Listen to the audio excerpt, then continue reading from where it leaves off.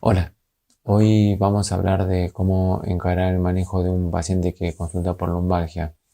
La lumbalgia, un problema muy frecuente, un problema que está siempre en el ranking arriba de motivos de consulta y motivos de problemas crónicos, de discapacidad. Hay un montón de estadísticas de eso. Entonces es algo que sí, van a cruzarse en su vida profesional.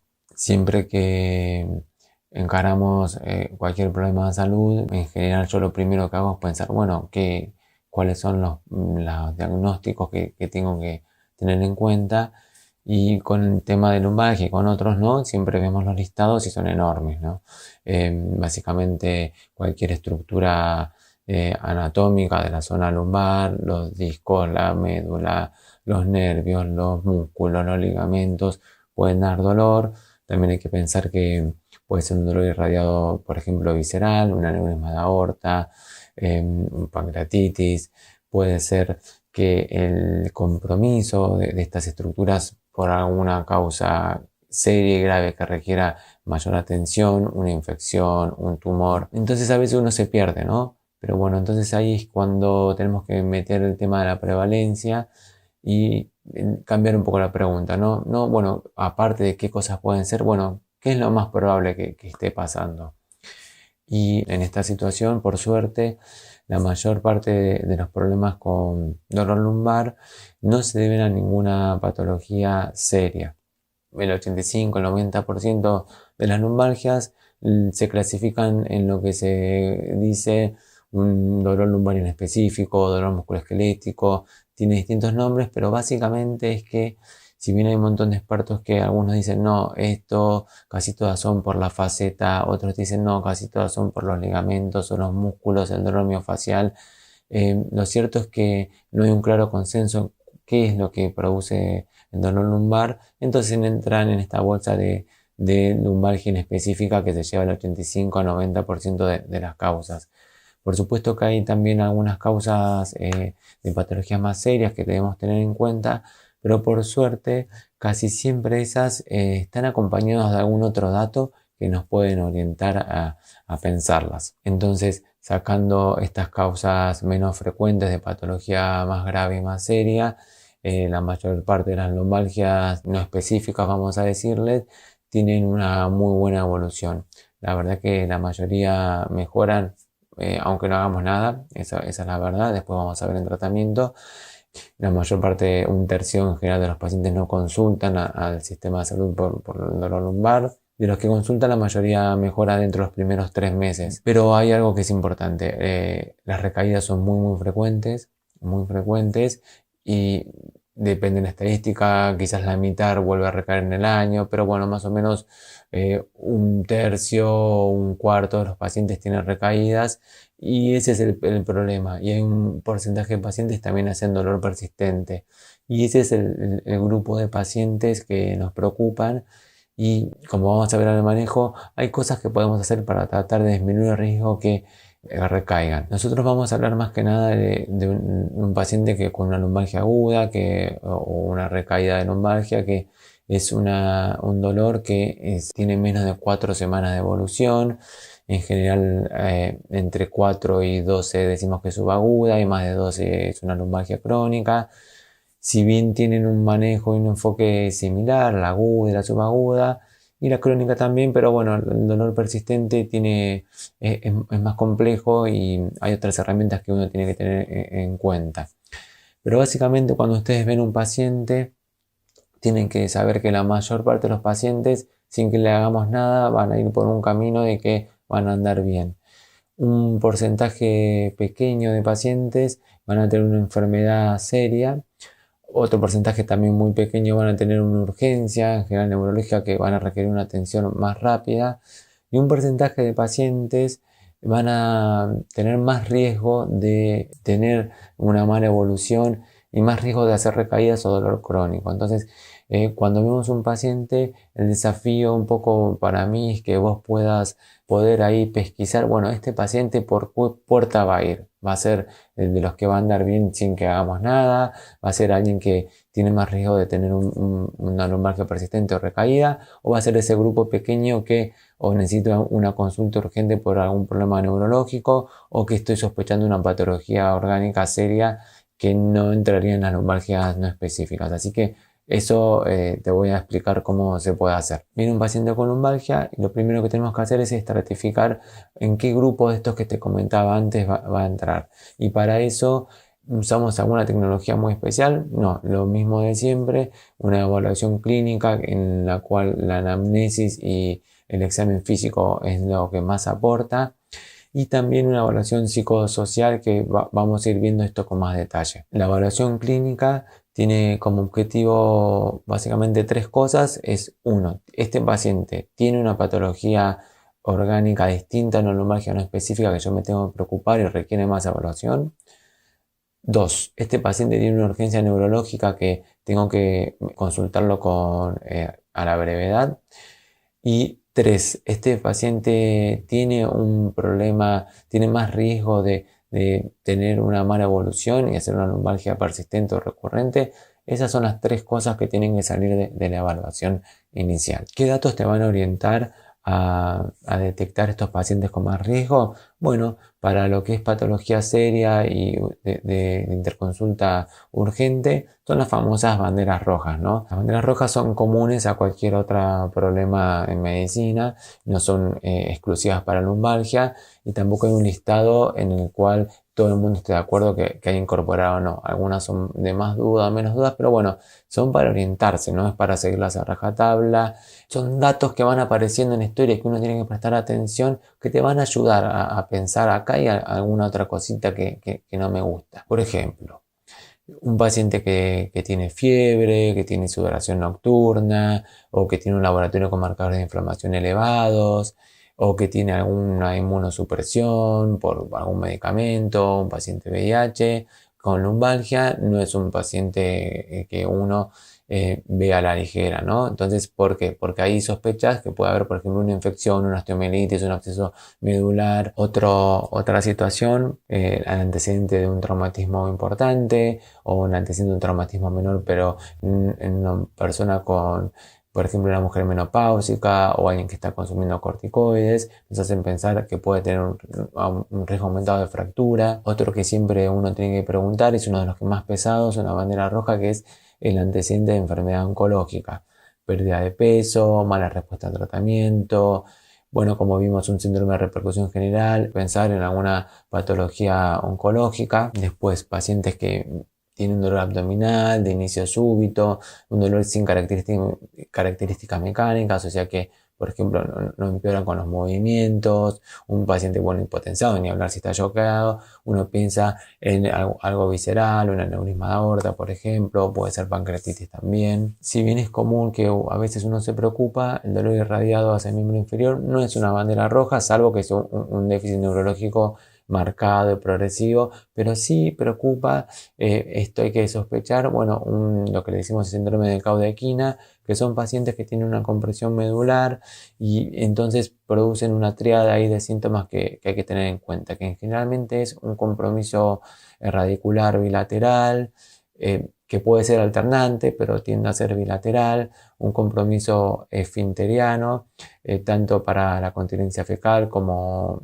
la urinaria, y un compromiso en la sensibilidad, lo que le decimos anestesia en silla de montar, ¿no? Y tenemos que tener en cuenta que no siempre se presenta de esa manera. Entonces, ojo, cuando son como síntomas subjetivos, los pacientes dicen, siento algo raro en las piernas, algo raro en la zona del periné, pero todavía no tiene algo de retención urinaria y eso, uno está más atento, ¿no? Entonces quizás los controlas antes. El tema de la retención urinaria es como muy importante, es muy raro que tenga un síndrome de Cauda-Equina sin retención urinaria. Ojo que a veces puede orinar por rebalsamiento. Es algo raro, pero si sucede es uno de los motivos de consulta urgente. Después otro combo de datos que les puede hacer pensar en una patología que requiera más evaluación, si bien no es urgente, son por ejemplo pacientes que se presentan con jóvenes, menores de 40 años, con un dolor más que nada nocturno, un dolor que mejora con la actividad física y empeora con el reposo, con rigidez matinal.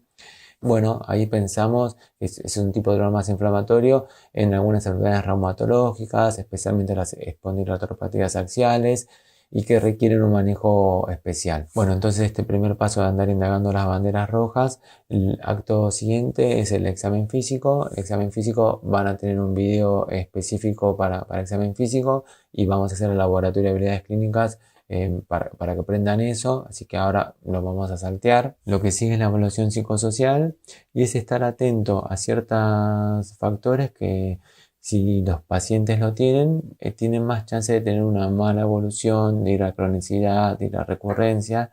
Es lo que se conoce como banderas amarillas. Y la mayoría tienen que ver con algunas creencias que tienen los pacientes, por ejemplo, de que tienen un daño grave, que va a progresar, que el movimiento va a empeorar su situación. También pacientes que tienen alguna comorbilidad de salud mental, depresión, un ánimo bajo. También pacientes que por algún motivo están en un tipo de reclamo, ya sea un reclamo laboral, un reclamo con la obra social, haciendo un reclamo para que le den el certificado de discapacidad. Esos pacientes son más difíciles. También algún paciente que tiene alguna relación como de muy poco sostén social, o al contrario, como la familia muy arriba, algo de beneficio secundario probablemente ahí. Bueno, pero la cuestión es que estos pacientes tienden a andar peor. No siempre es fácil de poder explorar esto, pero es importante hacerlo. Hay algunas herramientas como esta Starbucks Screening Tool que te pueden ayudar a orientarte cuando uno no sabe. Se les puede dar al paciente la autocompleta y según el tema, la cantidad de puntos, te pone como más riesgo o menos de que el paciente tenga un mal pronóstico. Yo la verdad que no la uso, al principio le prestaba atención, pero bueno, yo hablo con los pacientes, ¿no? Y entonces es hacer estas preguntas, bueno, ¿qué pensás que te está pasando? Y si el paciente, por ejemplo, dice, bueno, yo creo que debo tener algo grave en la columna, que me está lastimando, y, o sea, si el paciente tiene una idea de que está como frágil su columna, es algo que te tiene que llamar la atención. Después siempre indagar, bueno, ¿cómo te sentís con el movimiento? ¿Qué te parece? ¿Cómo te ves moviéndote? Y si un paciente es que tiene como mucho temor a moverse, o cuando sienten alguna molestia cuando se mueven, piensan que están agravando la situación, que se están lesionando. Bueno, eso también es un indicador de mal pronóstico. ¿Cómo te impacta esto emocionalmente? Siempre cuando uno tiene dolor es común que uno se angustie o se preocupe.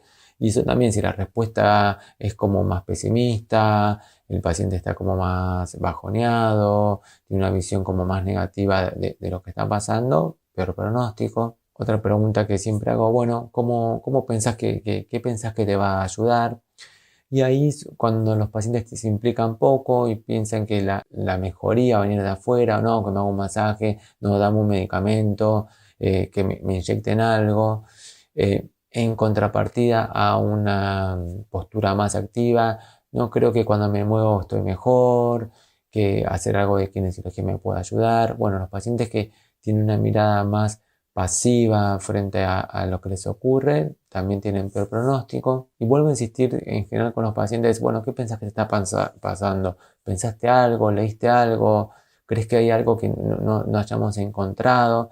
Y es muy común, esa es bastante clásica, no, debo tener algo que no salió en algún estudio. Entonces hasta acá lo que hicimos es, vino el paciente, estamos dentro de las primeras 2 semanas, hicimos un interrogatorio guiándonos con las banderas rojas, hicimos un examen físico, estuvimos atentos a los factores psicosociales que son las banderas amarillas. Y bueno, ustedes se preguntarán, ¿y algo más? Y estudios complementarios, nos pedimos una radiografía, una resonancia. Y los pacientes también van a decir, no me pedís nada. Bueno, ¿qué sabemos de esto, de estudios complementarios? Todas las guías de práctica clínica sobre lumbalgia no recomiendan hacer ningún tipo de estudio complementario en pacientes que tienen una lumbalgia inespecífica y no tienen ningún otro factor de riesgo. Y hay sobrada información de que eh, no solo no cambia la conducta, sino que puede inclusive complicar la evolución de los pacientes. Ahí después les dejo algún artículo si quieren o me piden de cómo la solicitud de estudios puede tener un lado iatrogénico. De hecho, bueno, esto te los dejo porque me parece importante. Hay un acrónimo que se llama VOMIT, que es, bueno, estas víctimas de la tecnología de imagen moderna, que es interesante para tener en cuenta, ¿no? Uno pide así como si nada muchos estudios, pero bueno, hay que primero saber esto. ¿Me va a cambiar la conducta en lumbalgia aguda en específica? No. ¿Y va a ayudar al paciente? No solo que no, sino que lo puede hacer que tenga una peor evolución. Así que ojo con andar pidiendo estudios a lo loco. El otro tema que quería contarte en relación a lo que es pedido de estudios de imágenes y lumbalgia es muy frecuente encontrar hallazgos en las imágenes en pacientes asintomáticos.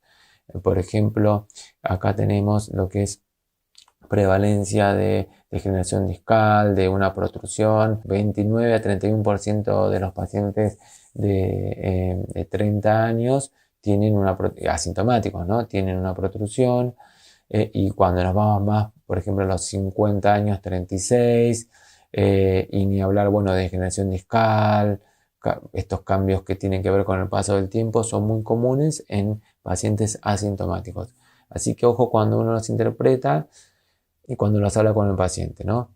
Porque un poco lo que ocurre con esto es que lo que hace es que uno pierde un poco el foco, ¿no? De qué es lo que está pasando. Y a veces pensar que mi problema tiene que ver con algo que está en el disco, la degeneración discal, hace que inconscientemente uno se mueva menos, porque uno tiende a pensar como esta cuestión más biomecánica de, bueno, si es algo que está gastado, yo lo muevo y se va a gastar más. Cuando, bueno, en el cuerpo no funciona, si somos seres biológicos que van cambiando todo el tiempo y el cuerpo repara. Así que ojo con esto de mala correlación entre el dolor y la imagen. Bueno, pero a veces hay que pedir imágenes. Vamos a ver cómo pensar esto en función de cuál es nuestra sospecha, ¿no? Si pienso que el paciente tiene una caudequina, que tiene una infección espinal, si tiene un déficit neurológico severo y progresivo, si tiene un riesgo alto de cáncer, que básicamente si tiene un antecedente de cáncer, bueno, ese paciente, ese grupo de pacientes se merecen una resonancia. Entonces, en ese caso, está indicado el estudio. Otra situación es pacientes que tienen una lumbalgia con una situación menor de riesgo de cáncer. Por ejemplo, algunos dicen, si tienes más de 50 años tenés riesgo de tener cáncer. Pero bueno, esa es una bandera roja un poco discutida. Si yo pienso que el paciente no me queda claro, pero capaz que tiene una espondilortropatía axial, y sabiendo que eso no son urgencias, lo que se recomiendan es poder hacer, por ejemplo, una prueba de tratamiento inicial, reevaluar y en función de eso decidir si le pedimos o no una imagen, y en caso de pedir una imagen, nuevamente es una resonancia. Si yo pienso que el paciente tiene una fractura vertebral, acá, por ejemplo, si tuvo un trauma importante, si tiene más de 70 años, si es mujer, teniendo en cuenta esos factores de riesgo, cuando más factores de riesgo, más chance de tener una fractura. Pero bueno, en esa situación, si yo sospecho que tiene una fractura, ahí también pedir una imagen, y en ese caso la radiografía simple sí ayuda. Y si tenemos una alta sospecha y la radiografía simple es normal, bueno, una resonancia o una tomografía. En las situaciones en las cuales yo sospecho que puede haber una estenosis espinal o una radiculopatía, que por supuesto que no son severas, que no tienen síntomas neurológicos progresivos, en esos casos también puedo hacer una prueba de tratamiento y en función de la respuesta ver de solicitar o no una resonancia. Si no tiene un criterio inicial para imagen y mejoraron al mes de tratamiento, o si tiene una imagen inicial y mejoraron al mes de tratamiento, no hay que pedir imagen ni repetir una imagen. Entonces vimos cómo es la evaluación inicial, y ahora vamos a hablar un poco de lo que es el manejo. La clave es la educación, las herramientas de autocuidado, a veces la intervención física y o psicológica, y a veces la medicación, pero lo fundamental es este primer rengloncito de acá. Y en educación, básicamente explicar estas cuestiones que sabemos sobre la lumbalgia, que hay una mala correlación entre lo que es una lesión y el dolor, que no implica que la columna está gravemente dañada, o sea, tenemos que tratar de no fragilizar a los pacientes, de que la verdad es que si bien hay distintos diagnósticos, es difícil saber cuál es realmente la estructura que está molestando, y a veces uno se refiere como que, bueno, está la zona sensible por algún tipo de estiramiento o alguna sobrecarga que tuvieron las partes blandas, explicarle a los pacientes, bueno, que esto si bien es muy molesto y uno prefería que no lo tenga, la verdad es que la evolución es muy buena y que la mayor parte de los pacientes van a mejorar. Al mismo tiempo, también contar que las recaídas pueden ocurrir, que son frecuentes, que no significa que el paciente que está peor, y que la mejor estrategia para andar mejor y para no volver a tener episodios de lumbalgia es estar activo, estar en movimiento.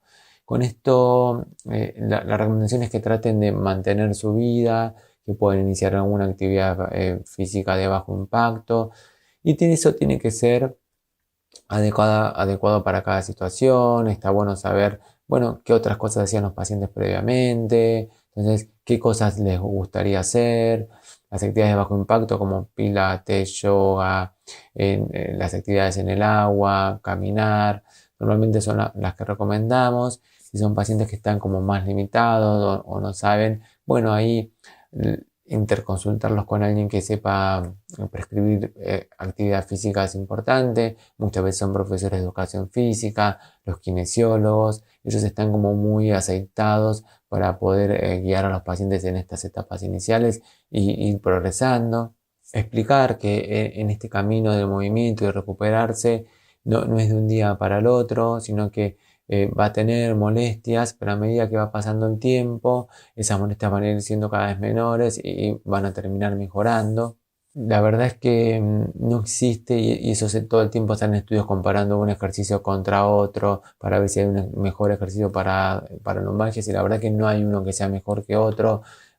La verdad es que lo que es mejor es cualquier movimiento contra estar quieto, así que esto hay que priorizar las estrategias activas y no tanto las pasivas.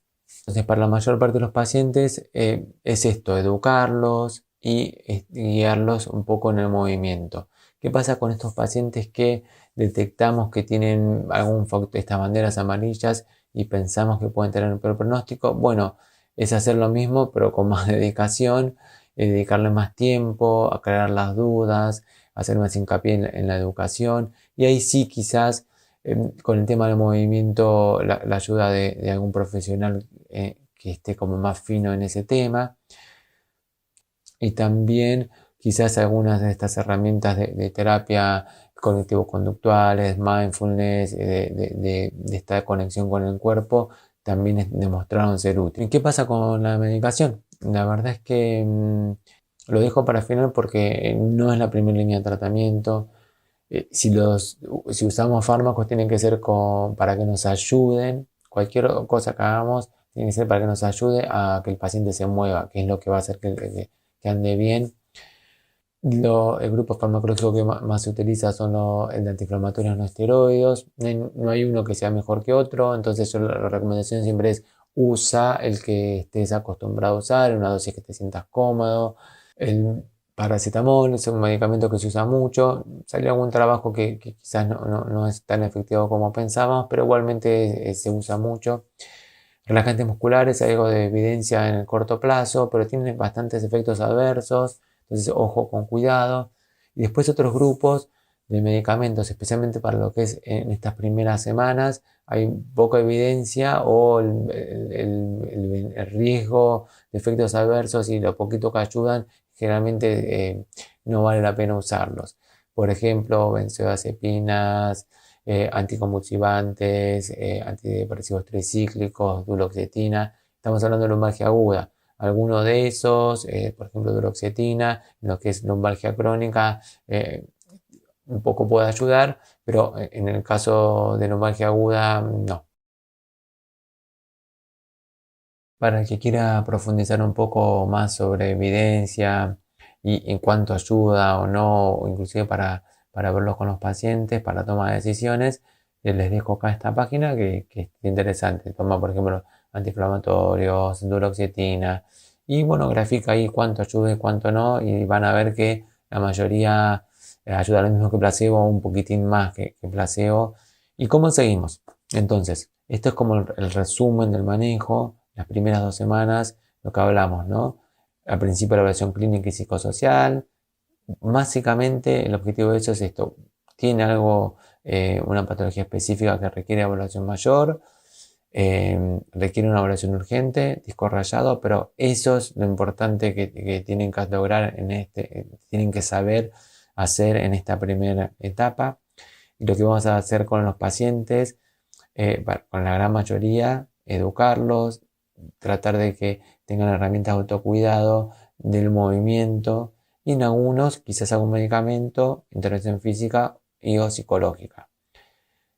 Los vamos a controlar, en general las 2, 4 o 6 semanas uno los controla y vemos cómo andan, ¿no?